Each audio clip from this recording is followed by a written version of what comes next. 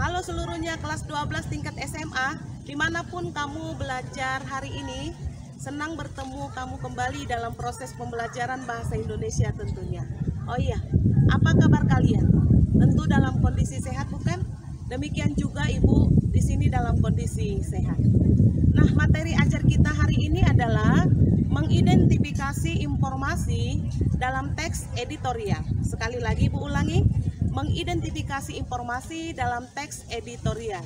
Agar kita dapat memahami tentang informasi dalam sebuah teks editorial, tentu saja kita harus memahami dulu konsep teks editorial. Apa itu teks editorial? Lalu kita harus mampu membedakan fakta dan opini dalam teks editorial tersebut. Untuk selanjutnya, dengarkan dan simaklah penjelasan dari Ibu.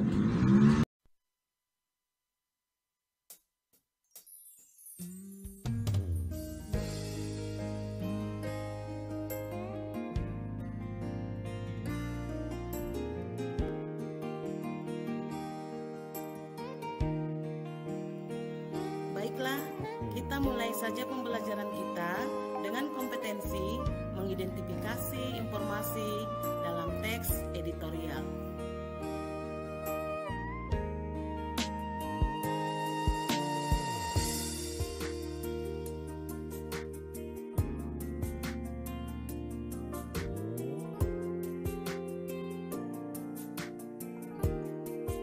Nah, dalam kompetensi mengidentifikasi informasi dalam teks editorial, kita akan melaksanakan dua kegiatan.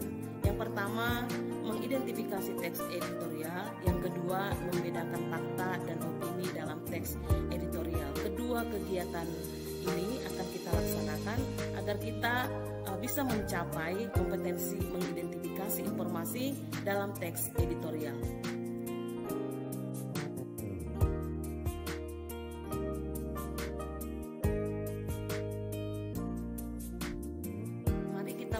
Dengan kegiatan yang pertama, yaitu mengidentifikasi teks editorial. Sebagai bahan masukan kepada kamu bahwa editorial itu sendiri berada dalam media massa cetak. Biasanya berada dalam rubrik yang sama, yakni opini. Di dalam rubrik ini terdapat editorial, artikel, dan surat pembaca. Nah, bagian editorial inilah yang akan kita pelajari hari ini.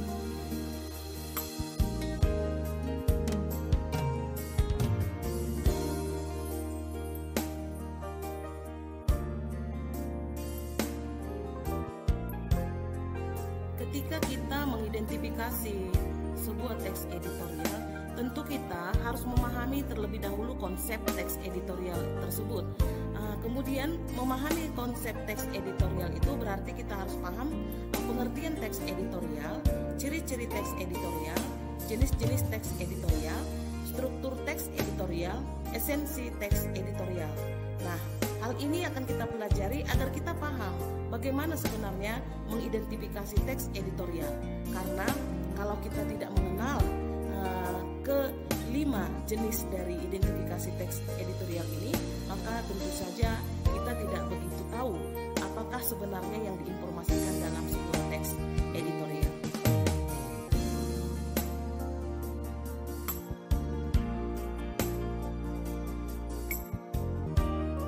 Kita mulai saja dari pengertian teks editorial. Nah, apakah pengertian teks editorial tersebut? Teks editorial adalah artikel yang berisikan pandangan atau opini redaksi media massa terhadap suatu peristiwa, isu atau masalah. Ya, jadi isu atau peristiwa atau masalah itu sedang hangat-hangatnya dibicarakan di kalangan masyarakat, sehingga muncullah sebuah pandangan atau opini redaksi media massa terhadap peristiwa tersebut. Dan opini redaksi media massa itu bukanlah opini pribadi, tetapi mewakili redaksi massa tersebut untuk menyatakan sikap terhadap suatu peristiwa, isu atau masalah.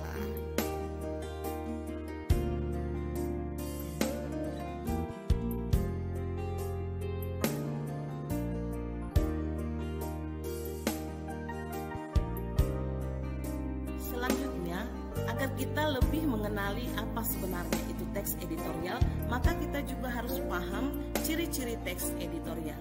Nah, ciri-ciri teks editorial yang pertama adalah dalam teks editorial terdapat pendirian redaksi terhadap masalah yang aktual di berbagai bidang seperti bidang politik, ekonomi, sosial, dan budaya, dan pandangan redaksi yang berkaitan dengan nilai moral.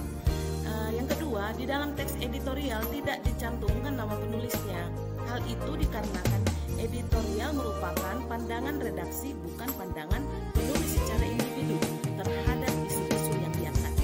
Atas hal itu, dalam teks editorial tidak ada kata saya sebagai kata ganti orang pertama untuk penulis.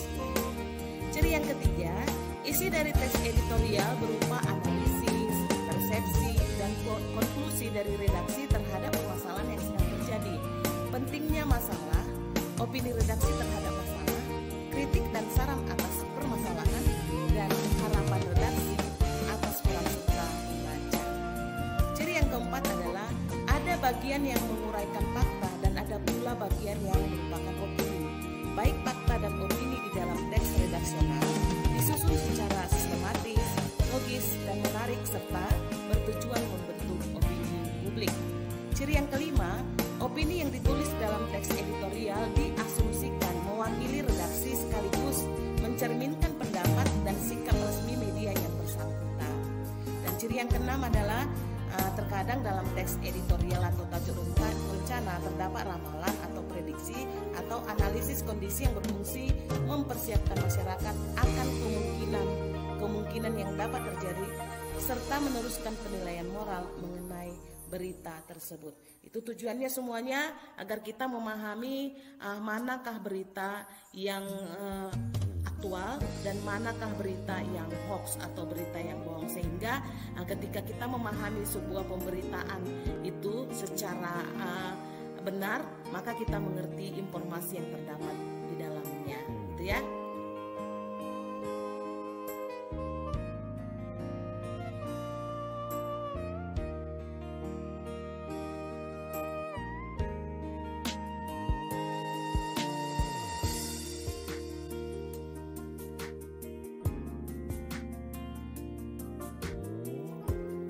Jenis-jenis teks editorial itu ada 3. Yang pertama adalah editorial interpretatif atau interpretatif editorial. Yang kedua adalah editorial kontroversi atau kontroversial editorial. Yang ketiga adalah eksplanasi editorial atau explanatory editorial. Inilah jenis-jenis teks editorial.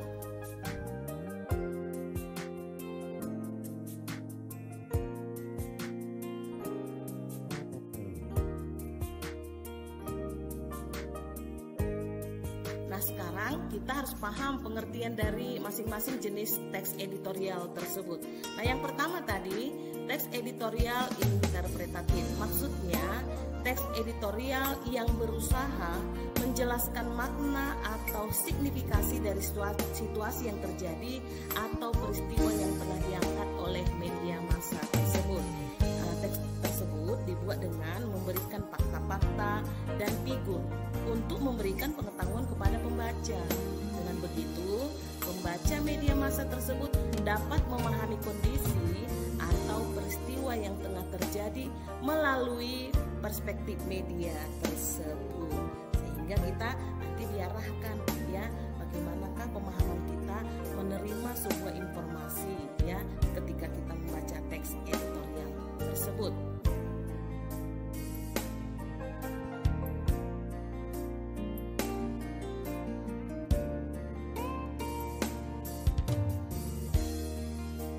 Yang kedua adalah jenis editorial kontroversi atau kontroversi editorial.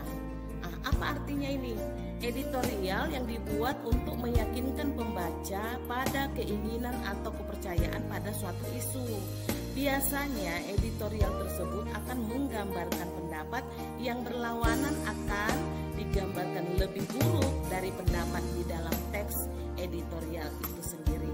Inilah pemahaman kita mengenai editorial kontroversi.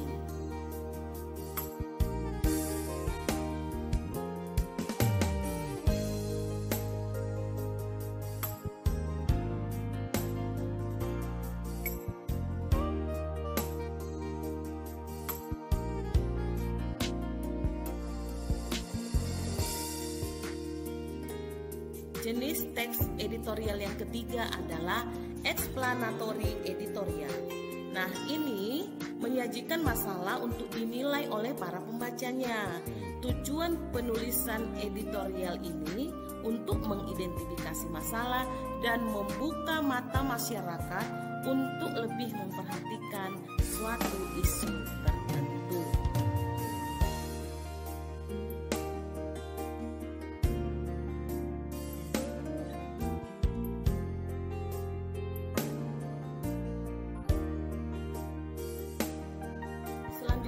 Kita juga harus memahami struktur teks editorial. Nah, struktur teks editorial itu terdiri dari 3. Yang pertama adalah pengenalan isu, yang kedua adalah argumentasi, dan yang ketiga adalah penegasan ulang.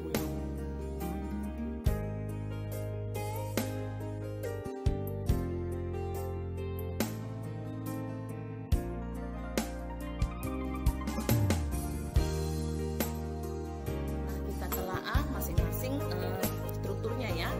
Pengenalan isu itu adalah sudut pandang penulis mengenai masalah yang akan dibahas di dalam teks editorial. Bagian ini biasanya berisikan sebuah teori-teori tertentu yang akan diperkuat oleh argumen.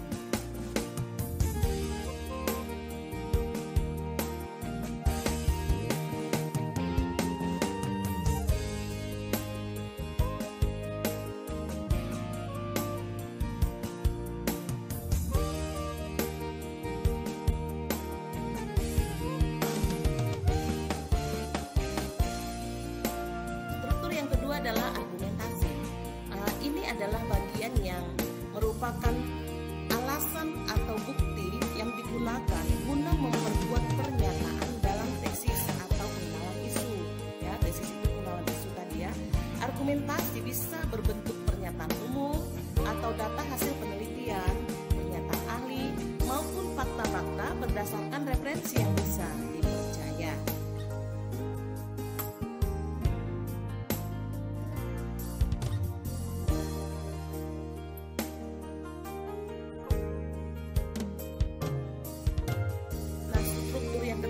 Disebut dengan penegasan ulang.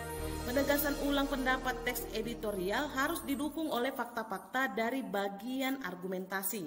Argumentasi tadi kan struktur yang kedua. Nah, kemudian fungsi bagian ini adalah menjadi simpulan dan penegasan 2 bagian sebelumnya. Maksudnya 2 bagian sebelumnya itu yang pertama tadi kan ada pengenalan isu atau tesis, yang kedua ada argumentasi. Nah, ini adalah untuk menguatkan 2 bagian yang sebelumnya dalam teks editorial tersebut diulang kembali. Disebutlah itu penegasan ulang dan disebut juga sebagai simpulan dari teks editorial.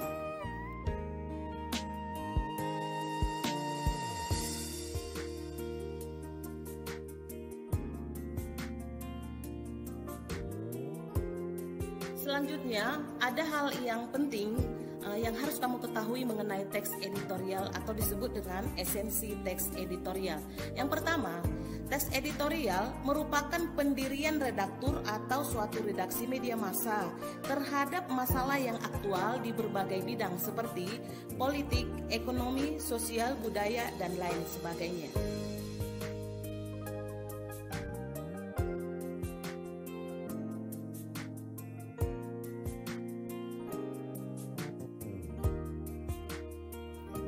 Yang kedua, teks editorial merupakan pandangan redaktur atau redaksi yang berkaitan dengan nilai moral.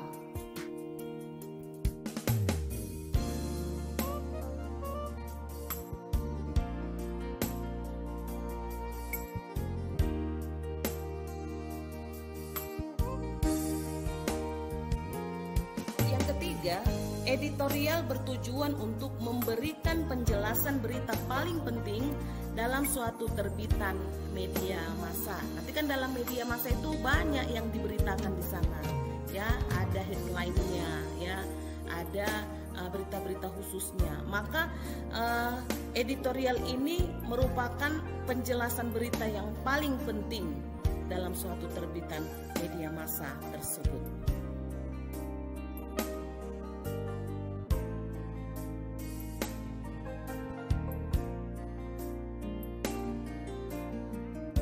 Yang keempat adalah editorial merupakan prediksi redaktur atau redaksi suatu media massa atas peristiwa yang akan terjadi. Jadi itu prediksi akan mewakili media massa tersebut, bukan atas nama pribadi.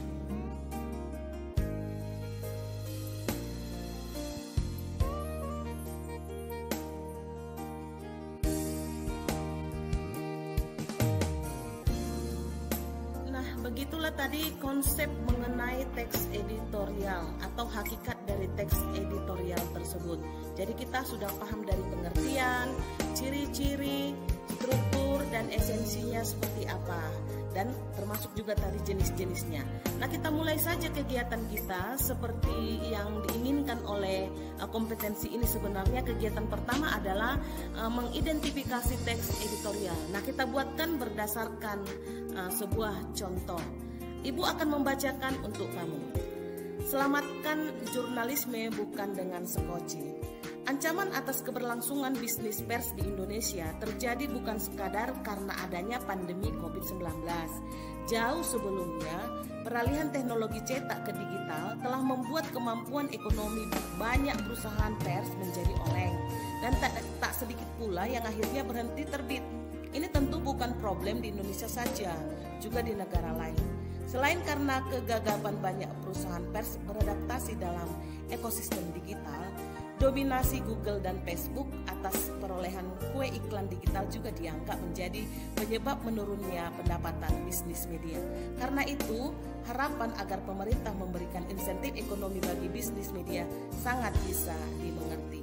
Nah, kalau kita lihat tadi konsep yang sudah kita pelajari, kita pertama melihat ya, di sini paragraf pertama akan menjadi sebuah pengenalan isu atau tesis. Tadi tesis dan pengenalan isu itu sama ya. Apa itu? Ancaman atas keberlangsungan bisnis pers di Indonesia terjadi bukan karena adanya COVID-19 saja. Nah, itulah yang disebut dengan pengenalan isunya. Kemudian kalau kita melihat jenis teks ini nanti merupakan teks eksplanasi editorial ya. Apa itu teks eksplanasi editorial? Yaitu redaksi ingin membuka mata masyarakat untuk mengenali suatu isu tertentu ya, mengenali isu tertentu.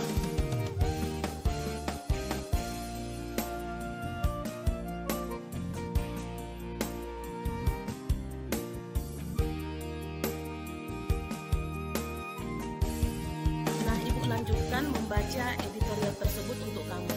Beberapa waktu lalu Dewan Pers bersama Asosiasi Perusahaan Media dan Asosiasi Profesi Media mengajukan 7 bentuk insentif demi menolong keberlangsungan bisnis media di tengah pandemi COVID-19. Namun, visi dari permintaan insentif tersebut sifatnya jangka pendek, seolah penyelamatan bisnisnya lah yang menjadi tujuan, bukan jurnalisme itu sendiri. Meski tentu dalam kondisi sekarang hal ini bisa dipahami. Nah, tulisan yang Ibu buat berwarna merah itu adalah argumentasi dari pihak media massa yang menyoroti sebuah isu. Apa tadi isunya? Yaitu penyelamatan jurnalisme.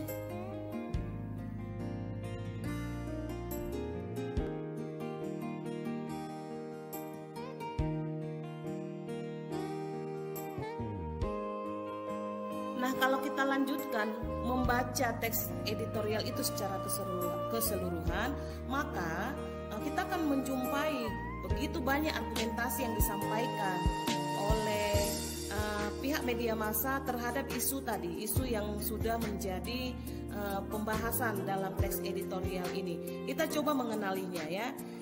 Kalau Ibu baca untuk kamu beberapa kalimat. Jurnalisme memang perlu diselamatkan, tapi dengan pendekatan lebih visioner, dan itu tak bisa menggunakan sekoci berupa insentif jangka pendek. Beberapa orang meyakini bisnis jurnalisme cukup dikelola dalam logika pasar, artinya Jurnalisme akan bertahan dan tumbuh kalau pasar menghendaki, atau stagnan dan mati kalau pasar tak berselera lagi. Nah, ini jelas-jelas adalah sebuah pendapat, opini, atau argumentasi yang dibangun oleh pihak media massa terhadap isu atau tesis atau pembuka di dalam teks editorial ini tadi. Apa itu? Untuk menyelamatkan jurnalisme. Nah, kalau dilanjutkan sampai ke bawah, semuanya itu adalah argumentasi.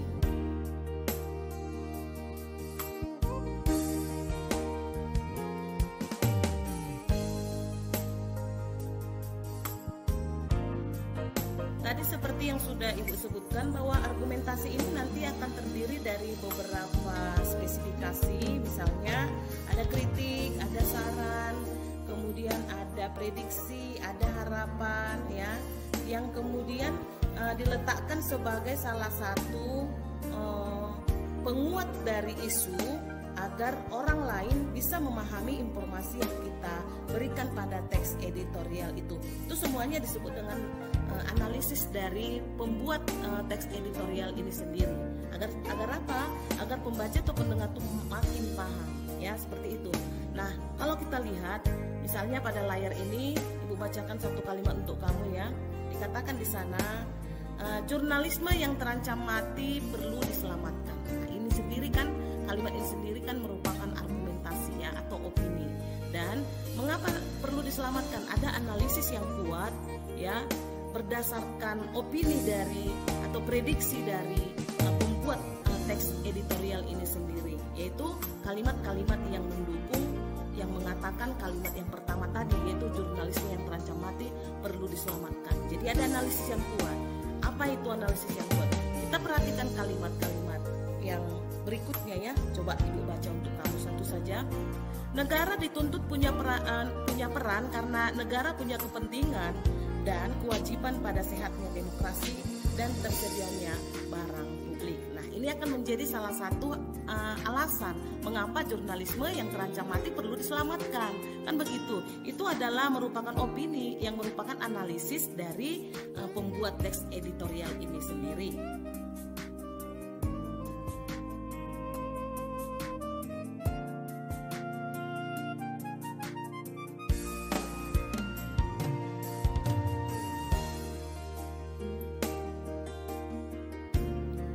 Mari kita lanjutkan kembali membaca teks editorial yang ada di layar video kamu. Coba kita perhatikan, ini juga masih masuk dalam konsep argumentasi. Kemudian ini juga merupakan analisis dari pembuat teks editorial itu sendiri. Kita coba membaca untuk kamu, ya. Tantangan apa yang ada jika gagasan ini hendak dijalankan? Ya, yang pertama, saat ini belum ada data komprehensif yang bisa digunakan untuk memetakan dan memahami bisnis media di Indonesia. Kemudian yang kedua, perlu ada perbaikan profesionalisme kerja jurnalisme, terutama jurnalisme daring yang mutunya sering dikeluhkan. Nah, bagian-bagian ini adalah hasil dari masukan dari pembuat teks editorial ini berupa analisis yang merupakan konsep argumentasi, opini dari pembuat teks editorial ini sendiri, sehingga nanti ketika ada orang yang berkepentingan membaca atau mendengar teks editorial ini, maka bisa masuk akalnya bagaimanakah tantangan ini, bagaimanakah penyelamatan jurnalisme ini bisa teratasi melalui masukan-masukan berupa analisis yang diberikan oleh pembuat teks editorial itu dalam konsep argumentasi atau opini.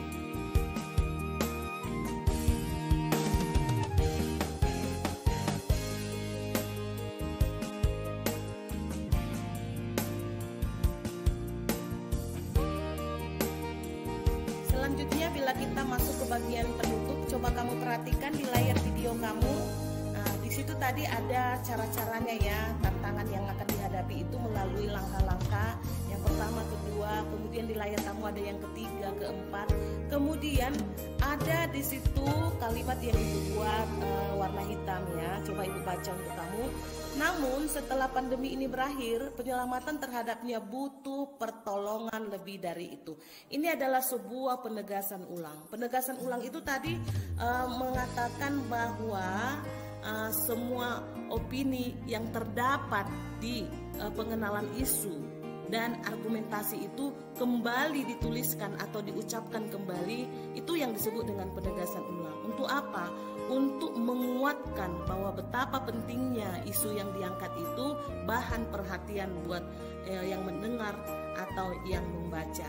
Nah, ini merupakan penutup dari sebuah teks editorial yang disebut dengan konklusi, atau kalau dari segi struktur kita katakan itu adalah sebuah penegasan ulang. Namun bila kita lihat kalimat yang terakhir itu masih kuat terasa bahwa itu adalah sebuah pendapat atau opini berdasarkan analisis-analisis yang sudah dilakukan dan menunjukkan data-data yang akurat agar kita yakin terhadap pendapat pembuat teks editorial ini sendiri, sehingga kita bisa memberikan masukan apa-apa saja yang penting untuk menyelamatkan jurnalisme seperti keinginan dari pembuat teks editorial ini sendiri.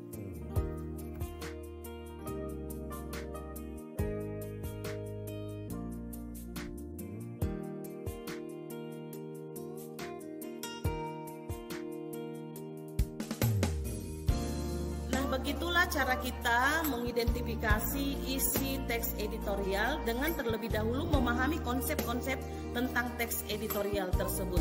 Kita lanjutkan dengan kompetensi atau kegiatan yang kedua, yaitu mampu membedakan fakta dan opini. Nah, agar kita mampu membedakan fakta dan opini, tentu kita harus memahami terlebih dahulu apa itu fakta dan apa itu opini. Fakta berisi sesuatu yang benar-benar ada, dan pernyataan dari sebuah fakta biasanya sulit untuk disanggah oleh siapapun. Dalam sebuah fakta antara satu orang dengan orang lainnya pastinya sama, karena kejadiannya jelas, tidak dapat terbantahkan, serta dapat dicek kebenarannya. Itulah pengertian dari fakta. Sedangkan opini adalah suatu sikap atau pendapat seseorang mengenai sebuah keadaan yang pernah ataupun belum terjadi. Opini sangat dipengaruhi oleh perasaan, pemikiran, perspektif, keinginan, sikap, pengalaman, pemahaman, keyakinan setiap individu. Inilah pengertian dari opini.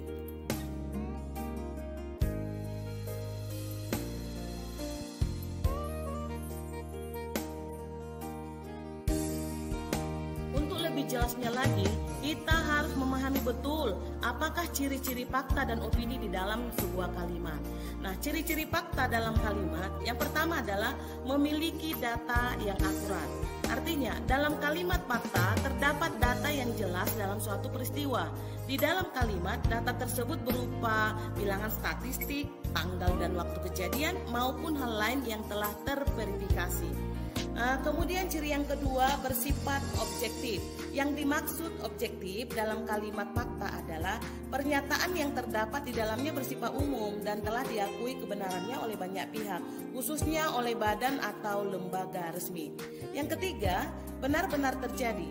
Sebuah kalimat dapat dianggap sebagai fakta jika pernyataan di dalamnya memaparkan situasi yang benar-benar terjadi. Benar-benar terjadi berarti seseorang bisa melihatnya dengan mata kepala sendiri ataupun mendengar laporan beritanya dari orang yang berwenang.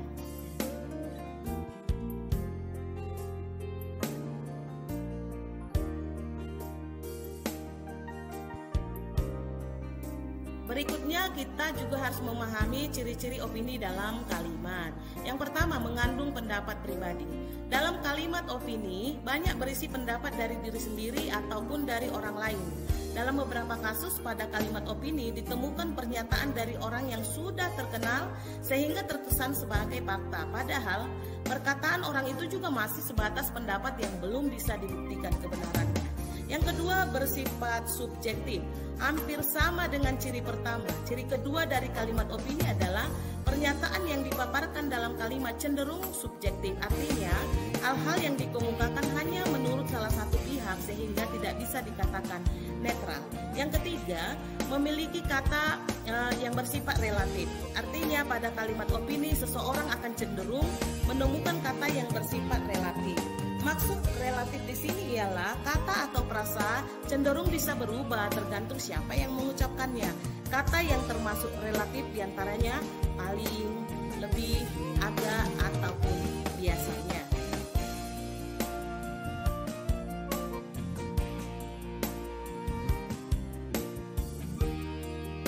Nah, kita sudah memahami konsep fakta dan opini sehingga kita harus dapat membedakan mana fakta dan mana opini dalam sebuah teks editorial.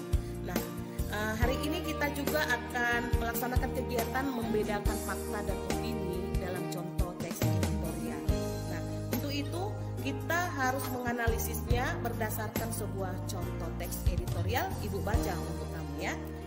Saat ini, akibat terjadinya pandemi COVID-19, banyak sekolah memutuskan untuk melaksanakan proses belajar mengajar secara online. Hal ini terkait dengan keputusan Menteri Pendidikan dan Kebudayaan di Indonesia yang menyarankan supaya melaksanakan sistem belajar secara online untuk mencegah penularan di sekolah. Sepintas tampaknya hal ini terlihat mudah, namun ternyata tidak semudah saat belajar di sekolah. Banyak isu dan masalah yang terjadi selama proses belajar mengajar yang dilaksanakan secara online.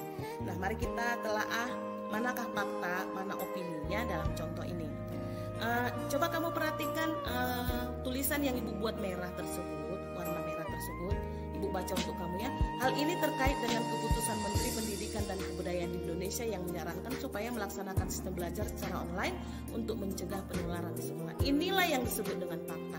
Fakta ini bisa diverifikasi, bisa dibuktikan kebenarannya. Jadi memang benar Menteri Pendidikan dan Kebudayaan menyarankan untuk belajar secara online, maaf maksud ibu secara online untuk mencegah penularan COVID-19 ini. Nah, kemudian oleh karena fakta ini muncullah opini atau pendapat. Kita coba lihat yang sudah ibu buat berwarna kuning ya.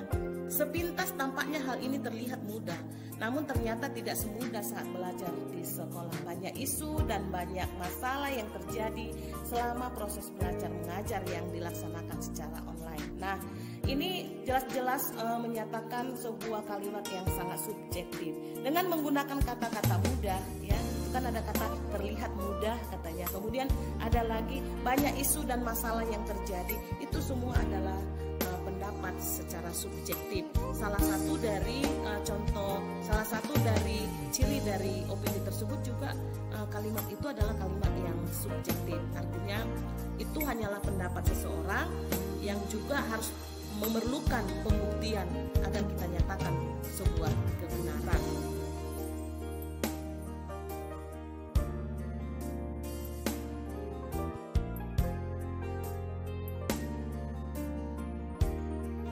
Kita lanjutkan membacakan teks editorial. Sambungan dari teks editorial sudah kita analisis tadi, kemudian kita analisis kembali agar kita dapat membedakan fakta dan opini dalam setiap kalimat-kalimatnya. Sekolah online saat ini menuai kontroversi di kalangan orang tua. Ini adalah sebuah fakta karena ini bisa dibuktikan kebenarannya. Kemudian yang tulisan kuning itu pasalnya hal ini memaksa semua orang tua untuk menyediakan sarana online yang memadai, termasuk kuota internet yang cukup serta gadget yang sesuai. Ini adalah sebuah opini dari penulis teks editorial itu sendiri oleh karena hasil analisa tentang kontroversi yang terjadi di kalangan orang tua pada waktu sekolah online ini berlangsungkan. Nah, ini adalah opini. Kemudian kita lihat saja sambungan-sambungan kalimatnya. Coba kamu perhatikan khusus yang berwarna kuning lagi ya, yang di tengah itu. Belum lagi tingkat disiplin anak yang menurun saat belajar di rumah. Nah, ini adalah pendapat yang sangat subjektif dengan penggunaan kata menurun. Ya, kan menurun itu berarti perlu pembuktian di lapangan apakah ini benar terjadi atau mendekati kebenaran. Jadi yang masih memerlukan pembuktian disebut dengan opini. Tetapi kalau sudah bisa dibuktikan kebenarannya disebutlah itu dengan fakta.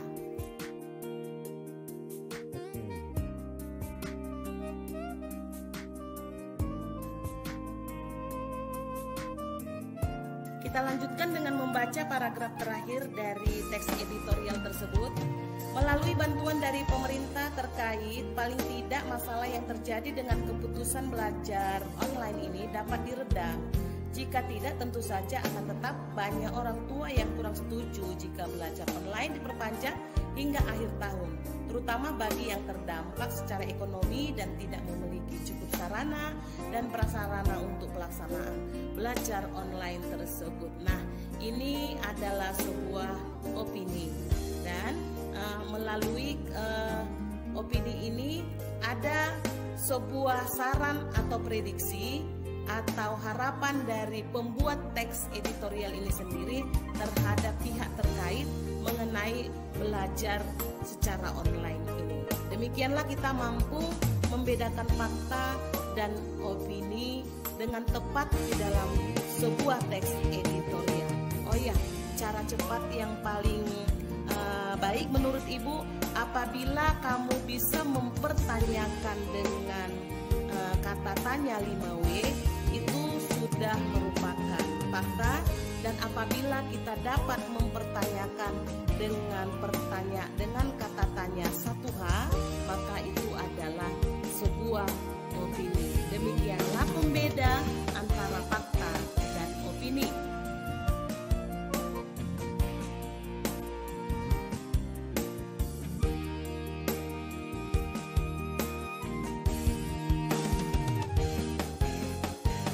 Nah, setelah kita sama-sama belajar memahami bagaimana caranya mengidentifikasi informasi dalam sebuah teks editorial, maka tentunya kamu sudah dapat melaksanakan kegiatan ini secara mandiri. Artinya, bila kamu membaca sebuah teks editorial dalam sebuah media massa, maka kamu harus mampu memahami informasi secara keseluruhan dari teks editorial tersebut.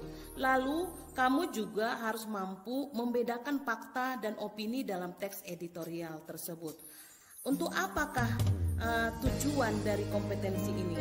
Tujuannya adalah agar kamu sebagai pembaca, penerima informasi dari sebuah teks editorial itu benar-benar paham dengan berita yang aktual atau benar-benar paham dengan pendapat isu yang sedang terjadi, sehingga kamu tidak salah menerima informasi. Karena pada akhir-akhir ini banyak sekali orang salah memahami informasi oleh karena kecenderungan yang tidak memahami apa sebenarnya tujuan dari teks editorial tersebut dan bagaimana caranya mengidentifikasi informasi dalam teks editorial tersebut. Demikianlah pembelajaran kita hari ini. Terima kasih atas perhatiannya.